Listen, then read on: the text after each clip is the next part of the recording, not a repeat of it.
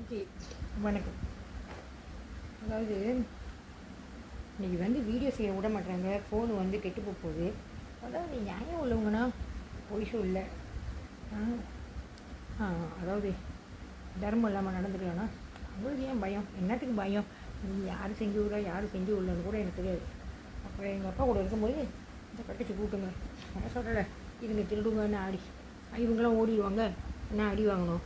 அப்போ 4 வயசுலேருந்து, ஏன்னா அம்மா அப்பா தனித்தனி வீடு, இந்த பொங்கல்னு ஒன்று பொங்கல் அப்படின்னா ஒரு 10 நிமிஷம் பிடிக்கும். உங்களுக்கு 4 வயசுலேருந்து ஒரு பொம்பளை பிள்ளைய கை வைக்க சொல்கிறேன். யார் இவன் ஏன் இந்த மாதிரி மென்டெயின் எடுத்துக்கிறான்? 4 வயசுலேருந்து ஒரு நாளைக்கு அட்லீஸ்ட் மினிமம் 5 பேர் 4 பேர் இல்லைன்னா ரோட்டில் நடந்து போனால் இவன் கிளம்பி 6 வயசு பையன் பக்கத்தில் ஸ்கூல் பையனுங்க. அப்புறம் எங்கே கடைக்கு போனால் கூட முஸ்லீம் கடைக்கு அங்கே கூட கை வைக்க சொல்கிறாங்களா இல்லை அவங்களுக்கு அந்த மாதிரி தோணுதான் எனக்கு தெரியாது. அப்போ இன்றைக்கி புரியும்போது உங்களுக்கு என்ன தான் வேணும்? ஏன் ஒரு தமிழ் பிள்ளை ஒற்றுமையாக வாழக்கூடாதா? இன்னொன்று ஏதோ ஒரு ஆள் 2 ஆள் தொட்டாலும் ஏதோ சொல்லலாம். இவனுக்கு ஏன் அவ்வளோ பேர்? அவன் புள்ளியாக இருந்தால் இவனே இந்த மாதிரி சொல்லி ஒரு 2 பேர் கைவிங்க என் பிள்ளை மேலே, ஒரு ஆள் பின்னாலே போய் கைவிங்க சொல்லுவானா? நியாயம் இல்லை, தர்மம் இல்லை. இன்னொன்று சுகை ஸ்கூலு மோட்டரில் பக்கத்தில் தான். அப்போ நாங்கள் கிட்டா விளையாடுவோம். அப்புறம் அந்த சொக்கா அந்த புளி அது விளையாடுவோம். அந்த 5 கல் வச்சு விளையாடுவோம். அப்புறம் தக்கை பாத்திரோட தக்கை அது விளையாடுவோம். நிறைய விளையாட்டு இருக்குது, எல்லாம் சேர்ந்து தான் விளையாடுவோம். அப்போ இதே மாதிரி கிட்டா பழகி போய் அப்பயே என் தலை இப்போ நான் 5 ஃபீட் 8 173 சென்டிமீட்டர். அப்பயே அவ்வளோ தூரம் பைப் விளையாண்டு லொம்பட்டிங்கெல்லாம் மொதல் எடுப்பேன். லொம்பட்டிங்க எல்லாம் மொதல் எடுப்பேன். ஸோ எனக்கு பிறந்ததுலேருந்து கண்ணாடியில் வச்சனால எனக்கு ரொம்ப தூரம் ஓட முடியாது. மேபி பாசிங் பட்டன் இல்லைன்னா 100 மீட்டர் அதெல்லாம் ஒரு 2வது 3வது எடுப்பேன். ஏன்னா மூச்சு வாங்குறதுனால முடியாது. ஸோ அதாவது நான் அடிக்கடி சும்மாவே இங்கே எவ்வளோ தான் போனாலும் இந்த இம்ப்ளான் அடித்து சாப்பிடிக்கணும், எக்ஸ்டெண்ட் பண்ணணும் அப்படின்னா அது நடந்துடும். அது அப்படி தான் அவங்க ஏன் பண்ணி செட் பண்ணிட்டாங்கன்னா என்ன நடக்குமோ நடந்துடும். அடிக்கடி அடிப்படுவேன், அடிக்கடி ஊந்துடுவேன், அடிக்கடி காலை தேய்ச்சிக்குவேன். அதாவது அடிக்கடினா அடிக்கடி ஒரு வாரத்தில் 2 டிப்பு 3 டிப்பு மோட்டரில் மின்னுக்கு கடியே வரல. மின்னுக்கு சோப்பு லைட்டு ரோடு தாண்டி போகிற ஒரு சின்ன புடிய நாய்க்கள் ஹெல்மெட் கூட போடாமல் சோப்பு லைட்டில் நாங்கள் லம்பு மேலே பண்ணி அடித்து சப்பாத்தி பறந்து ஏந்திரிக்க முடியாமல் பேக்கெலாம் பறந்து நல்ல வேலை சோப்பு லைட்னாலே நாங்கள் அதாவது சோப்பு லைட்டை தாண்டி வந்துட்டான். ஏந்திரிக்கிறேன் உழுவுறேன். அப்புறம் அப்படியே சோப்பு அப்படியே அங்கே உட்காந்த இடத்துல நவுந்து போய் சப்பாத்தி எடுத்துக்கிட்டு அதோட கால் வீட்டில் போய் சொன்னால் அப்பா ஏசுவார், கண்டிப்பாக ஏசுவார். ஏன் உனக்கு சொத்தனை ஓடி சொல்லி கொடுத்துருக்கேன், உனக்கு தெரியாதா ரோடு தண்டை அப்படின்னு ஏசுறதுக்கு பயந்துக்கிட்டு எங்கள் அப்பாடி சொல்ல. அப்படியே அந்த கால் அப்பயே ஸ்டார்டிங் ஆயிடுச்சு. கால் ஒரு மாதிரி வலி எடுத்துக்கிட்டு க்ரைம் ஆகிட்டு அதோடு போச்சு, ஓடுறதும் போச்சு. ஏன்னா ஓட முடியல, கால் பிடிச்சிக்கிச்சு. அப்படியே சுளுக்குன்னு சொல்லுவாங்க, சுளுக்கு ரொம்ப நாள் அது அப்பாட்ட சொல்லியிருந்து அதை செஞ்சுருப்பார் மருந்து போட்டு. நான் பயந்துக்கிட்டு சொல்லாதனால ஓடவும் முடியல, ரொம்ப திங்கி அதுவும் செய்ய முடியல. ஸோ இவ்வளோ நடந்திருக்கு. ஏன் தம்பி அடியப்பட மாட்டான்? அடிப்படாது. அப்புறம் இந்த சரது ஸ்கூல் எல்லாம் ஒன்றா போனாலும் இதுங்க திருடுங்க. தம்பி நானும் சரி திருட விட மாட்டேன், அதுங்களுக்கும் அதுங்களோட ஏன்னா இதுங்க சொல்லி தானே செஞ்சு கொடுத்துங்க. அதுங்களுக்கும் என்ன சொல்லியிருக்காங்கன்னா என் தம்பியை திருட விடக்கூடாது, அவனை பத்திரமா பார்த்துக்கணும், கூட்டிகிட்டு போங்க, அவனை பத்திரமா நானும் திருட விட மாட்டேன். ஸோ இதுங்க திருடுங்க. சைக்கிள் கேப்பில் பார்த்தா நான் அடி வாங்குவேன், ஆனால் உள்ளுக்கு கை கூட வச்சுருக்க மாட்டேன். இவங்களாம் விட்டுட்டு ஓடிடுவாங்க. இந்த மாதிரி ஒரு டிப்பு இல்லை 2 டிப்பு இல்லை. எங்கள் அம்மா வீட்டில் இருப்போம், இந்த 2 வீட்டில் இதுங்க எங்கள் அப்பா வீட்டுக்கிட்ட இருக்குதுங்க. என்ன தான் பிரிஞ்சு அவ்வளோ தூரம் இருந்தாலும் தேடிட்டு வந்துடுங்க சொல்லி அனுப்பிடுவாங்க. அப்போ அன்றைக்கி எங்கள் அம்மா சம்பளம்னா 5 மணிக்கு தான் வருவாங்க. போய் விளையாடலாம், வாங்க போய் விளையாடலாம். ஒன்று சொன்னேன், எங்கள் அம்மாவுக்கு சம்பளம் 5 மணிக்கு வந்துடுவாங்க. வந்த எங்கள் அம்மா அடிக்கடி அடி வாங்குறதுனாக்கா, என் தம்பி இம்ப்ளான்னால் ராங்கி பண்ணுறான்னா சொல்லி கொடுக்குறதுனால ராங்குறேன்.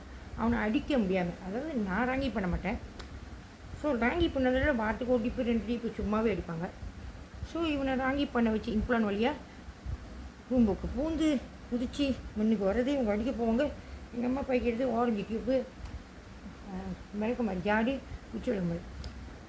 ஸோ அவங்க செய்கிற ராங்கிக்கு இவங்களுக்கு மூச்சு வாங்கம்மா, டிபி அஸ்மா இருக்குல்ல, மூச்சு வாங்கினால என்னை வந்து உட்காந்து விளையாண்டுக்கிறப்ப திடீர்னு அடிப்பாங்க. எதிரே பார்க்காதப்ப அடிப்பாங்க. அப்போ நான் என்ன செய்கிறது, அவங்களுக்கு டென்ஷனு, சரின்னு விட்டுருவேன். ஸோ இன்றைக்கி தான் தெரியும், அவன் இம்ப்ளானை ராங்கி செய்ய வச்சு வாரத்துக்கு நான் ராங்கி பண்ண மாட்டேன். ஏதோ ஒரு சின்ன மிஸ்டேக்காக இருந்தாலும் அடித்து குடும்பம் பண்ண சொல்லியிருக்காங்க. அதனால் எங்கள் அம்மா அடிக்கிறாங்க. பட்டு இப்போ இம்ப்ளானை ராங்கி பண்ண வச்சு அன்னாட அடி வாங்க வைப்பாங்க. என்ன செய்கிறதுன்னு எனக்கே தெரியல. அப்படி சொன்னாங்க. எங்கே போனாலும் பத்திரிக்கை இப்படி எங்கள் அப்பா போய் துணுவில் நெஞ்சு வடி வந்து செத்துட்டாரு. அதோட யார் வந்தாலும் இது ஜாதகத்திலே சொன்னாங்க, என் தாலி அறுத்துடும், அப்பா உயிரை முழுகிடும் அப்படி. எனக்கே எங்கள் அப்பா வந்து என்னையும் தம்பி நியாயமாக பார்ப்பேன். ஒரு தப்பு 2 தப்பு 3 தப்பு அப்போ தான் அடி விடுவோம். அந்த மாதிரி இந்த கட்டச்சிக்கெல்லாம் கூட்டிகிட்டு போய் சரஸ்வதி ஸ்கூலு இதுங்க செய்கிறனால தான் நான் அடி வாங்குவேன். தவிர எங்கள் அப்பாட்ட ஒரு 3-4 டிப்பு அடி வாங்கிடுவேன். 1 2 3 3 வாட்டி அடி.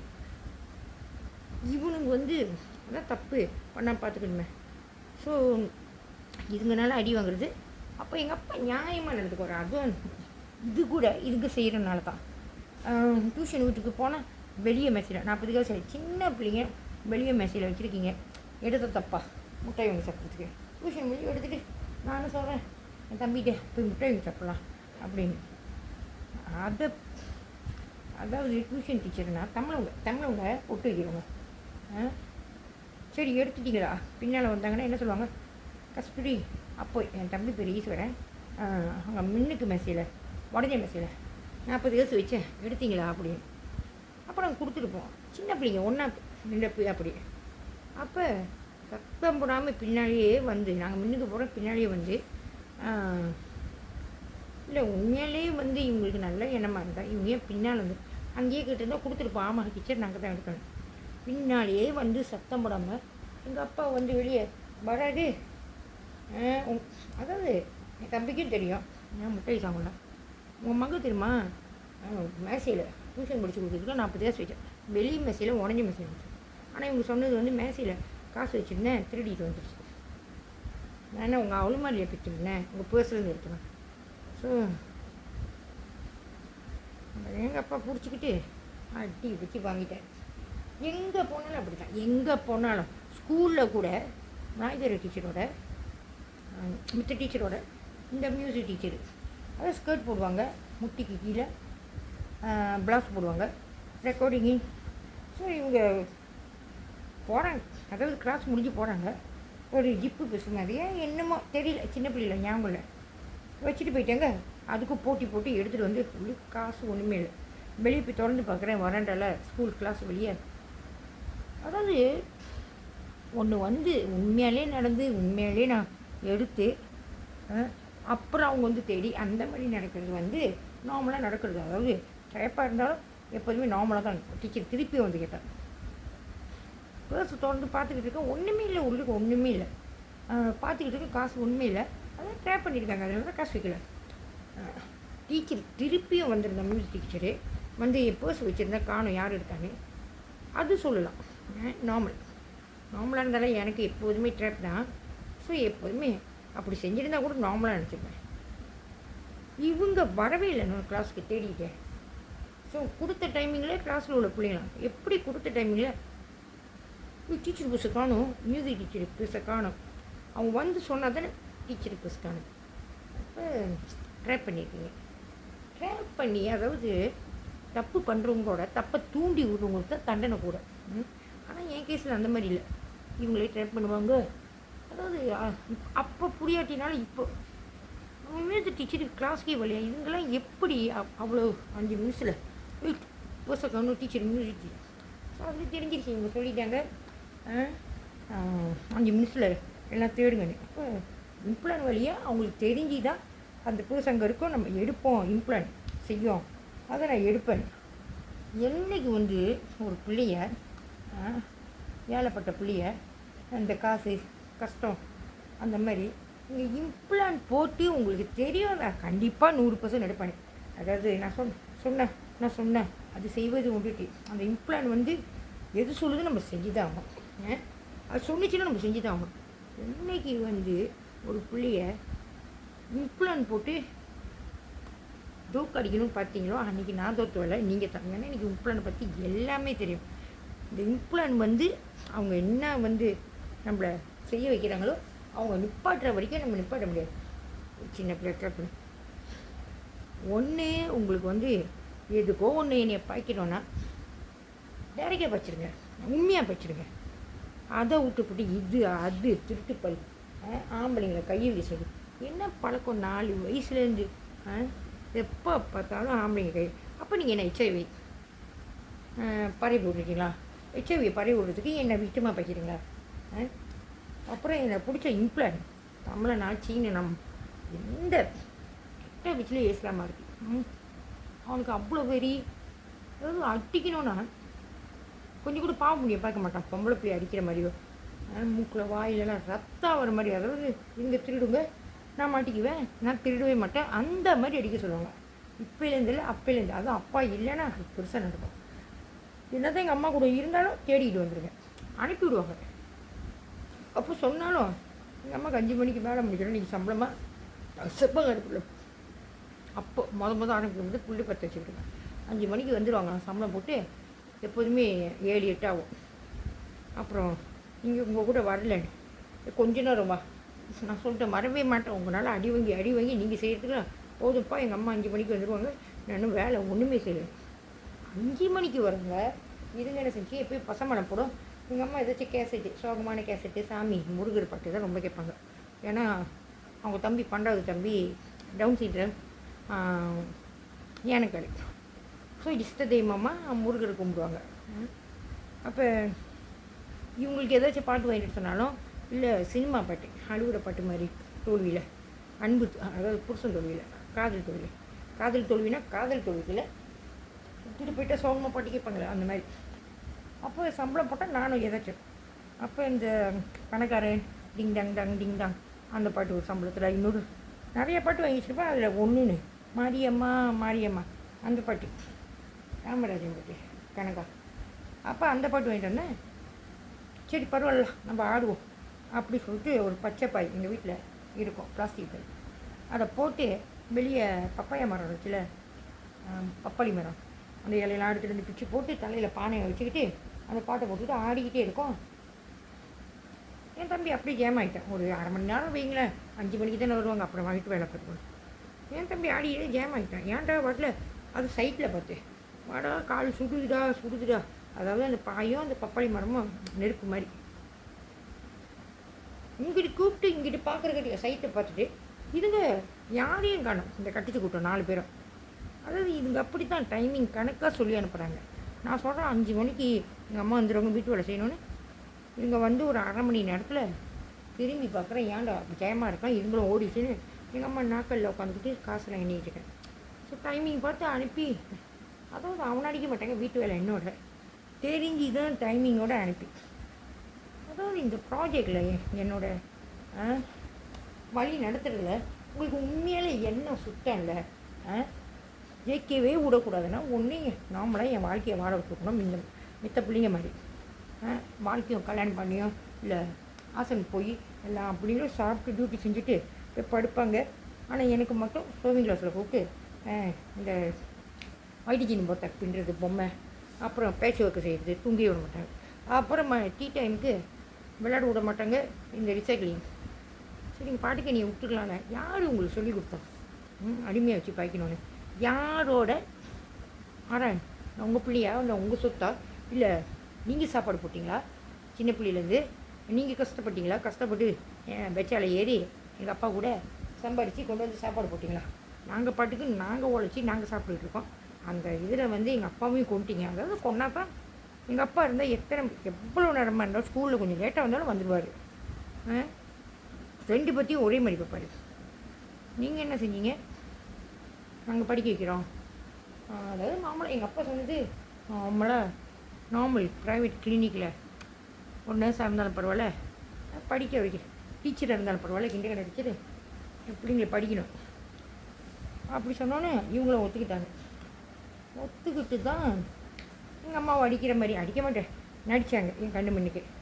அப்புறம் நான் ஒத்துக்கிட்டு தான் என்னமோ ஒத்துக்கிட்டு தான் அவர் ஒத்துக்கிட்டு ஏதோ ஒரு செய்ய சொன்னாங்க, அவரும் செஞ்சார். கெட்ட ஒரு மாதிரி காமிச்சிக்கிட்டு இதெல்லாம் அவர் எங்கள் படிப்புக்கார் இவனுங்க வந்து கேட்டு ப்ராமிஸ் பண்ணிவிட்டு அது எங்கள் அப்பா சொன்னார், பால்ஸு வந்து கையை நாடிய நீ எப்போ வந்து நர்ஸ் ஆகி அப்பா கையை பிடிக்கிறியோ அன்றைக்கி தான் அப்பா உன்னைய நம்பி வெளியே உன்னை விட்டுட்டு போவேன், அன்றைக்கி தான் எனக்கு நிம்மதி. அதாவது சொன்னால் சொல்ல போகிறது என்னன்னா அப்போ தான் அப்போ சாவணும். அதை வந்து அவள் சின்ன பிள்ளை புரியாது இல்லை இந்த மாதிரி பேசக்கூடாதுன்னு அப்போ தான் அப்பா நிம்மதி அடைவேன் அப்படின்னு. அதையும் அவங்க செய்யலை. ஆனால் தம்பியை ஒண்டி கணக்கை படிக்க வச்சாங்க, என்னை மட்டும் வேலைக்காரி ஆக்கிட்டாங்க. அதோட அப்பா இருந்தார் பத்திரிக்கை ஃபுல்லாக நெஞ்சு வலி பாருங்கள். ப்ராமிஸ் பண்ணி நம்பி கழுத்தை அறுத்து சொன்னதை செய்யாமல் படிக்க வைக்கிறதுக்கு. அதான் சொல்கிறேனே, சீட்டு விளையாடுற மாதிரி எங்கள் பாட்டி சாவுக்கு தான் என் ஸ்டைலில் பார்த்துருக்கோம். ஒரு 15 மினிட் சீட்டு விளையாடணும். எங்கள் அம்மாண்ட நகை காசு அப்படின்னு அவர் இந்த மாதிரி செஞ்சதே இல்லை. அதுக்கும் நடித்தார். அவர் குடிகாரு, பொறுப்பு இல்லாத புருஷன் அப்படின்னு. எல்லாம் யாருக்காக என்ன சொல்லி செஞ்சாங்க? எங்களை படிக்க வைக்கிறாங்க. அவங்க சொன்னது உண்மை தான். தம்பியை ஒண்டி அன்னையிலேருந்து இன்ன வரைக்கும் அடிக்கக்கூடாது, ராஜா மாதிரி பார்க்கணும், அதாவது தங்க தட்டில் வச்சு சாப்பிடணும், அந்த மாதிரி பார்க்க சொல்லிட்டு அவரை கொண்டுட்டு அவங்களுக்கு வேண்டியது நான் சத்தியம் பண்ணி ப்ராமிஸ் பண்ணிட்டு நெஞ்சு வலியை கொடுத்து பத்திரிக்கைப்பில் இறந்துட்டார் கேஎல் ஹாஸ்பிட்டலில்.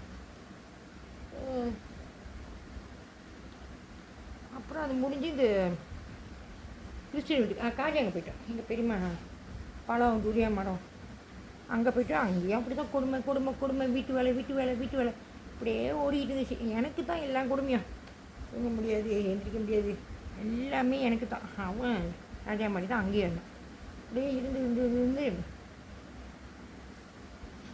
அதாவது இந்த கிறிஸ்டின் வீடு வந்து உடனே வந்து அதாவது அண்ணன் ஹெட்டன் நல்லா படிச்சிருக்காங்க. ஹெட்டன் இந்த பொண்ணெல்லாம் அடிபட்டால் ஸ்லோப் விளாடுறது. இன்னொரு அண்ணன் என்ன வேலைன்றது, அக்கா வந்து ஃபார்மசி, ஆண்டி வந்து சோறு ஆயம்மா. ஸோ ஒரு ஆள் நின்றுட்டாங்கன்னா ஆண்டியை பின்ஷன் ஆகணுன்னு இன்னொரு அண்ணனுக்கு பெற்றுக்கணும்.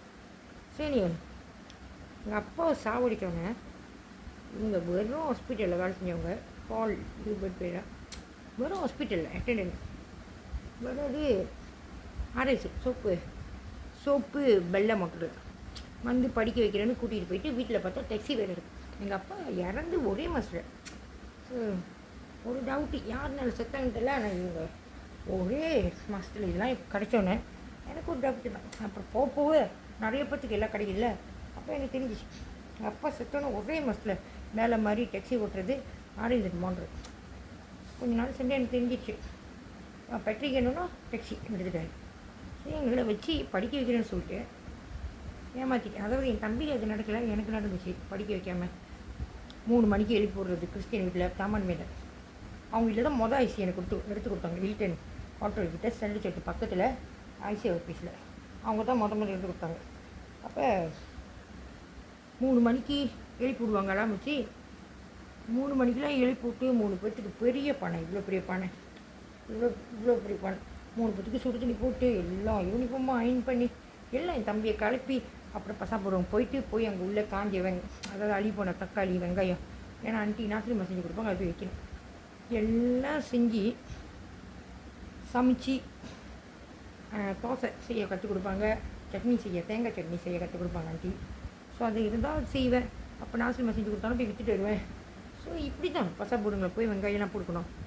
அப்புறம் மீன் கறி வைப்பேன், கோபிஸ் பட்டுவேன். அப்போ தான் கோபிஸ் பட்டும்போது எங்கள் மேரி எனக்கு சொன்னாங்க, பெரியக்கா கேலிக்கா முடிஞ்ச வரைக்கும் மரக்கறி வந்து அரவைக்கடை பச்சையாக தான் பட்டணும், நீ என்ன மஞ்சத்தூள்.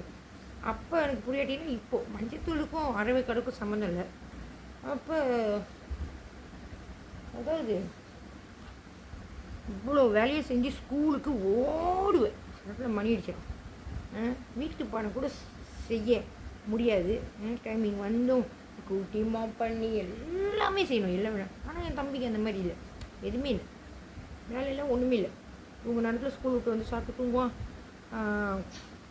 படிக்கிற நேரத்தில் படிப்பான், அப்புறம் விளையாட நேரத்தில் விளையாட போவான். அப்போ அந்த மாதிரி இருக்கும்போது